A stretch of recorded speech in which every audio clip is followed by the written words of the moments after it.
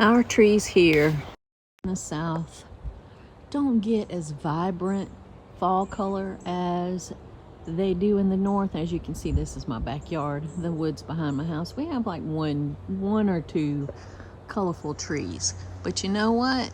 You don't have to use fall hardwood trees to do a beautiful fall colored painting, because you know what I got? Let me show you.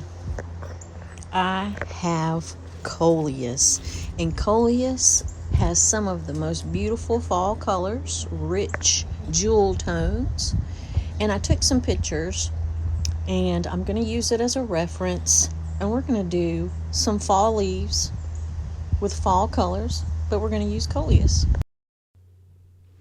Instead of painting these traditional fall leaves, I'm just going to use these coleus leaves that I plucked out of my garden, and that's going to be my color inspiration.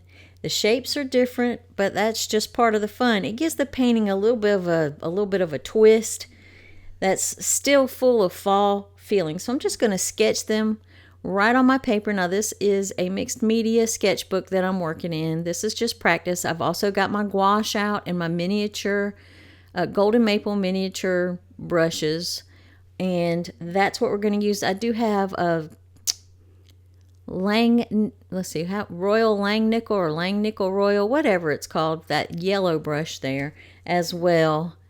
So that's what we're going to use, and I'm going to just pull some of the colors from these leaves and mix those with my gouache, and then we're just going to paint this 3 little leaves that I picked out, and use all of this beautiful rich fall color that is, really a coleus. I love using nature as inspiration, especially when it's just right outside my back door. Even though my southern garden doesn't give those classic maple reds, it still has its own version of autumn beauty. And honestly, that's part of what I love about painting and gardening. It helps us see what's already around us kind of in a new way. You don't have to wait for that perfect season or perfect reference. You can create your own version with whatever you have, whatever you can find. That's the whole beauty of it.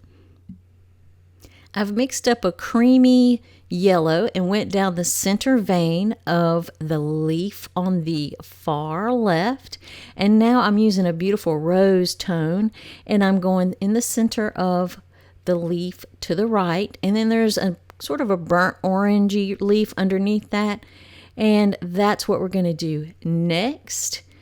And even though we're using gouache, I'm watering it down really a lot so that it's more like watercolor, and that is part of the beauty of gouache. Gouache is so versatile. You can add enough water that it becomes transparent, or you can paint it thick like acrylic, but you can re-wet it and reconstitute it as long as you're using traditional gouache. Now, acrylic gouache, once it's dry, it's just like acrylic paint. It's dry. The only difference is it has a matte finish, whereas sometimes acrylic paint has a little bit of a shiny finish. So to get that orangey color, I just mixed a deep yellow and a flame red and got that sort of orange. I also added just a touch of rose to give it just a little zing of pink. So that's what I've done for that very bottom leaf, which is the largest leaf. And then I'm just blending it in with my brush. And I am using a Creative Mark Mimic round watercolor brush there, and just blending all those colors together. Nothing special. I also wanted to point out, if you didn't notice, I have a new wet palette for my gouache. This is the very first time I'm using it, and I'm loving it. I am loving it. It keeps my gouache nice and wet and juicy. So now for this darker, sort of deep magenta color, I have used magenta, and I've also mixed in just a little tiny bit of a permanent deep green, just to neutralize it just a little so it's not quite so bright, and to give it a little bit more depth and darkness. And I'm just following along. I'm looking at my reference, and I'm just trying to get those little shapes in there. I love coleus.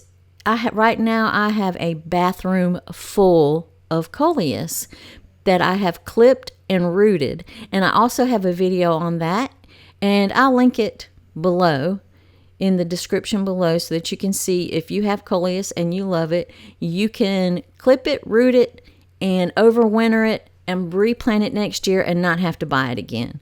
So that's a little garden saving tip there on your painting video. But I will link that video at the bottom of this video so that you can go to it and see how you propagate coleus. It is the easiest thing in the world to do, and then you just keep it in the house over winter. Victorians loved coleus.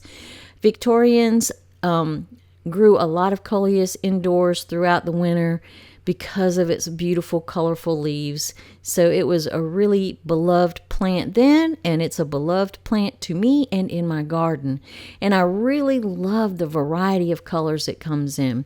Now, I have mixed up a lemon green and a permanent light green to go around the edge of that coleus leaf, and then down near the stem, it turns sort of a creamy yellow color. So I went ahead and mixed up a little bit of the deep yellow, permanent deep yellow, with a little bit of white to get that creamy color.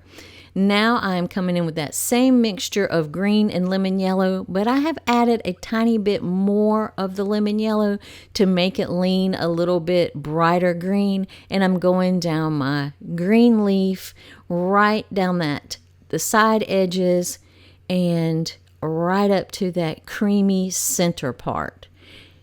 And I am going to just paint that in. I love gouache because you can layer it, or you can make washes, like a watercolor. It's just so I love gouache, y'all. I have fallen in love with gouache. I do a lot more gouache painting than I used to, and I'm trying to get back to some watercolor because I know y'all are getting tired of all my gouache. But if you got gouache, you can also make it into watercolor.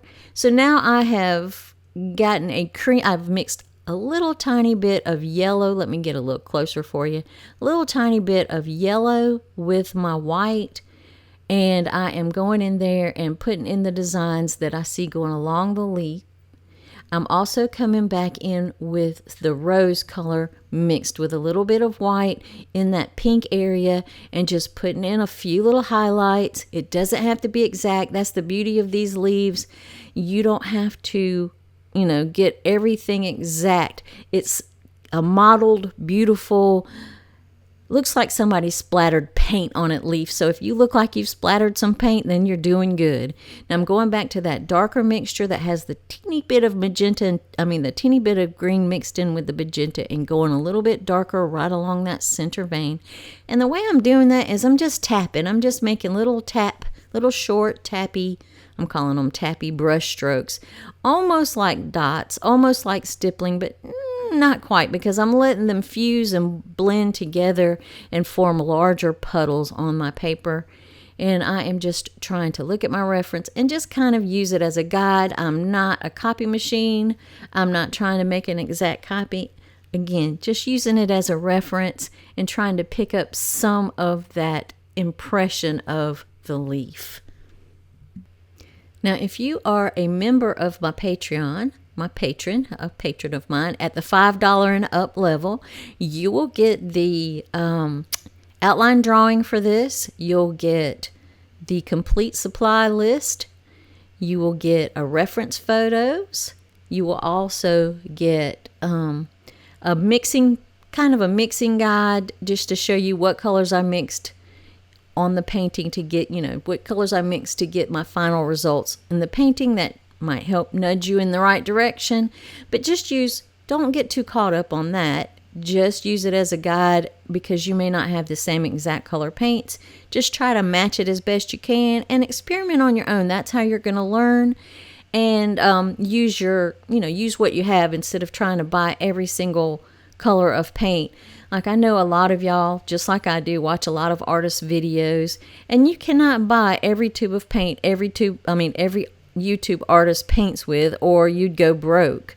So just find a color that matches it as closely as possible, and then use what you have. Don't keep buying all kind of paint trying to keep up with all the artists and paint exactly like them. You don't need to. You just need to get something that's close, and then once you do some matching experiments, you'll get to the right color. You don't have to have the exact colors, or you might find your own color palette that you really, really love.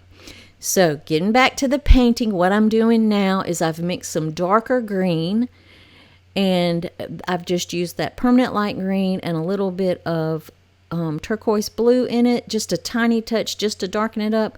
And I'm just painting shapes, just shapes all along the middle, right up to the edge of that middle creamy yellow vein in the center. And I'm leaving some of that lighter green to shine through. I'm not painting it solid. I'm just doing shapes. I'm just tapping my brush and creating shapes with that darker green, but not painting over every bit of that lighter green so that it shines through, so it looks mottled and spotty. Now I am going to hop over here and start working on the veins of my sort of rusty orange leaf here. And all I've done to mix that color is I've just used some magenta and a little bit of the orange, but not much. Just a little bit, enough so that it's not too magenta, but enough magenta that it's still dark. But you can use the straight magenta, pure magenta if you'd like. It'll still be fine. And I am just using my reference to, again, just get the impression of the leaf. I'm not painting in every little vein, but the veins are very pronounced on this leaf, and it's the texture. It has a beautiful rough texture.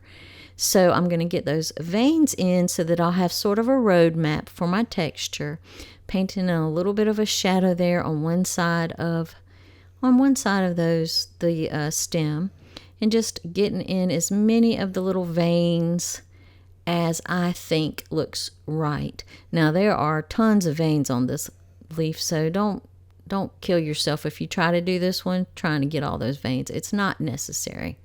While those dry, I'm going back to my really pale green, my lemon yellow, and permanent light green, and I'm just mixing in a little bit of white with that to get an even lighter green. And I'm just putting in some small little speckles here and there. Again, just using my reference as the guide. You don't have to paint a perfect copy of this leaf. Just, use your artistic, creative license and paint it the way you want to. Just use it as a guide. How many times can I say, use it as a guide? Use it as a guide. Use it as a guide. I don't even know. Just paint, people. Just paint. Don't pay me no mind. You just get your paint brushes out, get your paint out, and start painting. I also wanted to test this. This is a new sketchbook for me with a mixed media paper. I wanted to see how well it will handle, kind of wet medium like a watercolor or a gouache. So far, it's doing beautifully with the gouache. I have not tried watercolor washes on it, like really thin, wet washes. And I might try that next. I don't know. We'll see. But yeah, I'm liking this. I think I want to say it's a master's touch. I got it from Hobby Lobby because I didn't feel like ordering it and waiting for it to come, through the mail, through the post, whatever. So I just ran up to Hobby Lobby and got it. And so far, it's doing pretty well. Now, I went back in there and got some of that deep magenta again and just added some shadows in that deep magenta color. And then I'm hopping over here to my pale green leaf, my golden green gold. I don't have green gold in my gouache colors. I do have it in watercolor. I think that leaf would be a lot prettier in green gold because it kind of leans just a hint olive. But I don't have that color and I didn't feel like mixing it, so I'm just going with the greens I got that I don't have to mix because it's my painting and I can do what I want to, and you could do what you want to with your painting. That's just how it goes. So there. Now.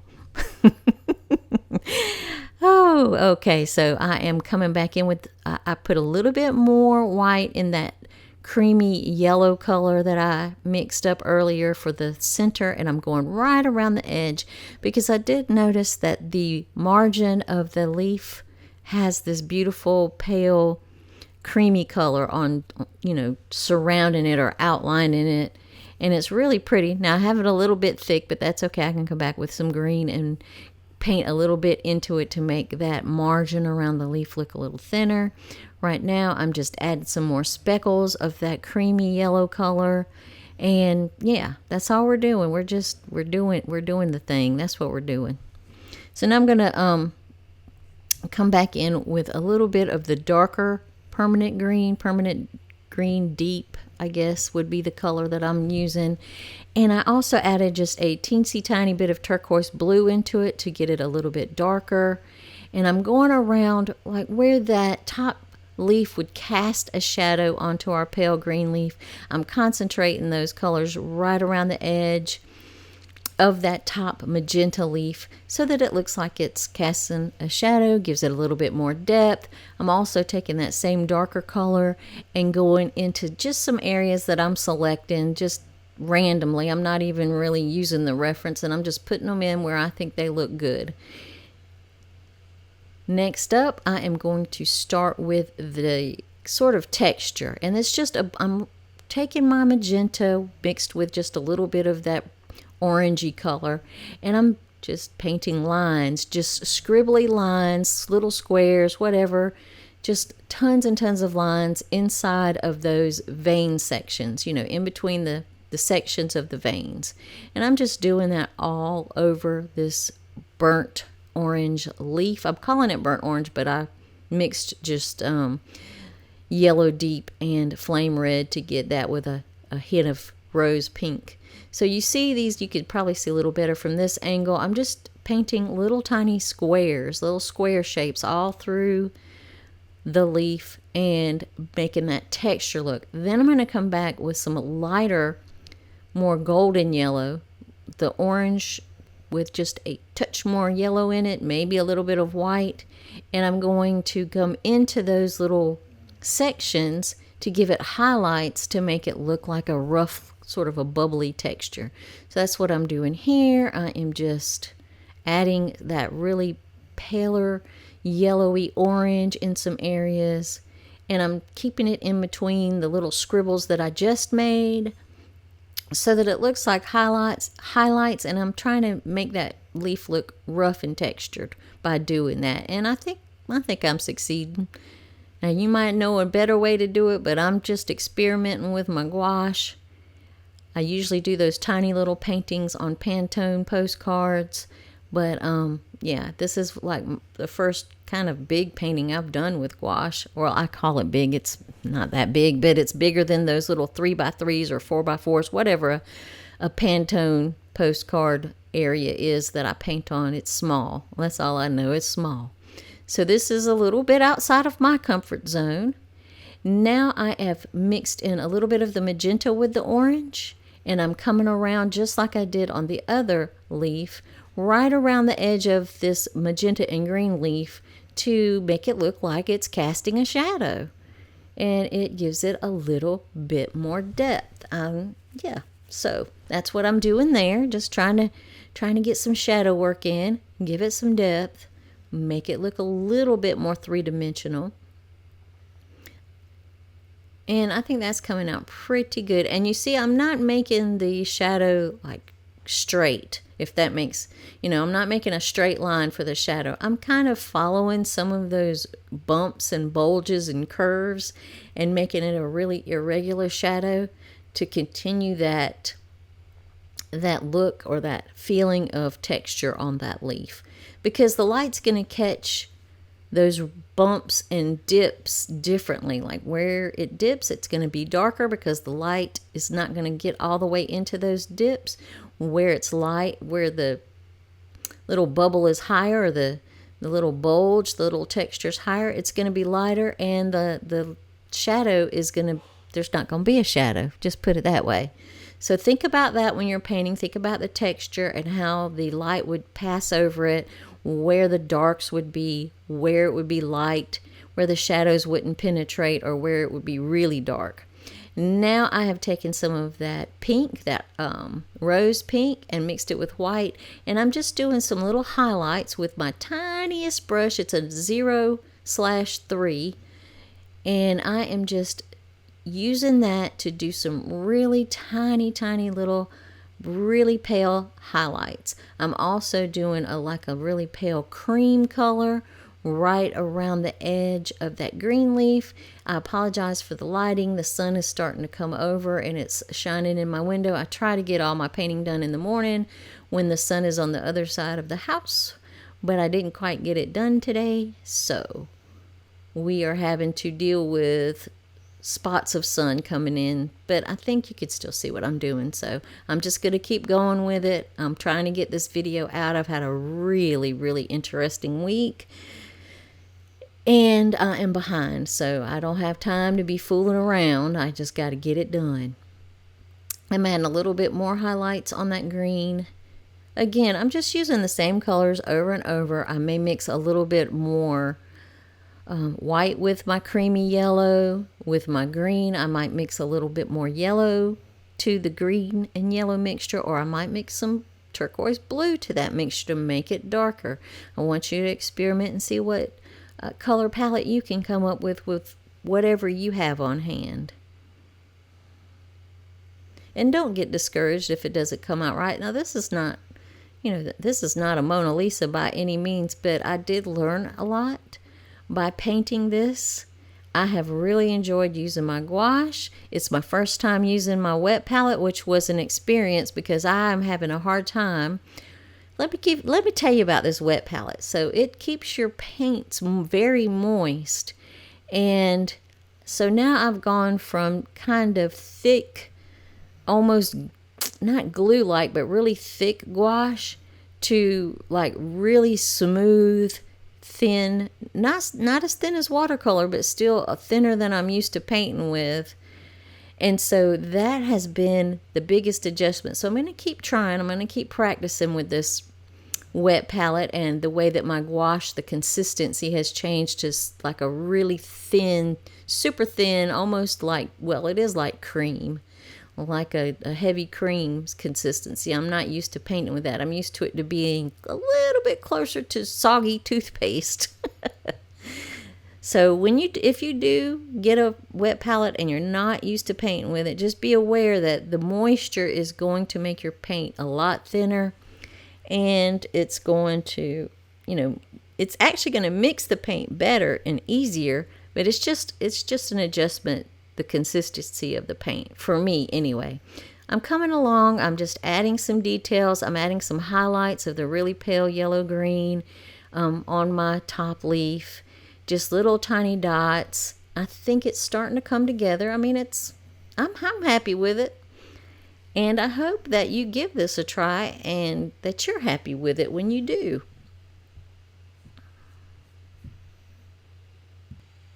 There's not a lot left to do on this painting. Maybe add some highlights, add some more shadows to give it some depth. I think I am going to add a shadow like around the outside of the leaves so that it anchors it and, it makes it look even a little bit more realistic, which I don't expect it to look photorealistic. I was going more for an impressionistic look, the impression of these leaves. And I think I've captured that. I love Impressionism. I love Monet. Monet is my very, very, very favorite painter of all time. Monet, Van Gogh, who else? Those are my two main ones. But I like all of the Impressionists. And I'm trying to, Mary Cassatt. I love Mary Cassatt. I love her work. She was a pastelist primarily, did beautiful paintings of mothers and children, and just absolutely drop dead gorgeous paintings. But yeah, I really love Impressionism, and I'm going to try to, in this upcoming year, that's my goal, is to do a little bit more Impressionism. Go back to my roots, go back to the things that I love, use my garden as my inspiration. I love my garden. I love nature. It is part of who I am. It is what helps me feel connected to, a higher being. I'm not trying to get all preachy on you, but I'm just telling you my feelings. It makes me feel more connected to something higher than myself, but also, that I belong, because I am a part of nature. So now I am coming back in, just like I said, just adding some highlights that gives it a little bit more life, brightens it up some, also adds to the texture of that coleus leaf. And yeah, I am really, really happy with this. So to anchor this to the paper, to sort of ground it, I am putting just plain clear water in, and then I'm just mixing up a gray. Mix up a gray using, what I'm using is blue and a little bit of the orange together. Right now I got a little bit more blue than orange, but you usually can mix two complementary colors and get a nice gray. This one I am just mixing the orange and the blue together. You could even add a touch of the magenta if you want to, and that'll give it a more colorful gray. So yeah, complementary colors can you make gray or they can make brown. But usually brown, you have to add that third primary color or another primary color into it sometimes. But for this one, all I did was blue and orange. And I, was a little bit more toward the blue to get that bluish gray. Or you can use pre-mixed gray and just really water it down if you want to. And, that's up to you. I don't use pre-mixed grays. I just mix my own. But as you see, I'm making the shadow to the left a lot lighter, the shadow to the right a lot darker, so that it gives it a little bit more dimension, to me anyway. All right, thanks for watching. I hope you enjoyed this, and I hope you give it a try. Don't forget, if you're a part of my Patreon, you will get the supply list and all of the other goodies and bonus material related to this video. Happy painting. Love you guys.